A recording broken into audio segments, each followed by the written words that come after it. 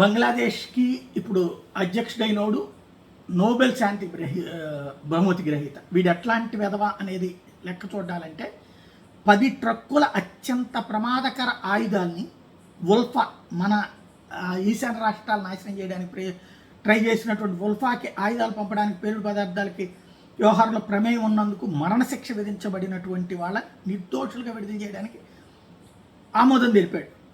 ఈ ప్రాసెస్ని land order parliamentary వ్యవహారాల మంత్రి శాఖ సలహాదారు ఆసిఫ్ నజ్రల్ బీఎన్పీ మరియు డైహార్ట్ యాంటీ భారత్ మద్దతుదారు ప్రారంభించారు. తుది ఆమోదం కోసం మహమ్మద్ షాబుద్దీన్కి పంపించారు. శిక్ష పడిన ఖైదీల పేర్లు ఏంటంటే ఎండి లుత్ఫుజ్జామన్ బాబర్, వీడు జమాత్ సంకీర్ణ ప్రభుత్వంలో హోంమంత్రిత్వ శాఖ రాష్ట్ర మంత్రి 2001-2006 మధ్యలో. అబ్దుల్ సలాం పింటూ ఉప మంత్రి బీఎన్పీ జమాత్ సంకీర్ణ ప్రభుత్వం 2001-6లో. తారిక్ రెహమాన్ బీఎన్పీ తాత్కాలిక చైర్మన్.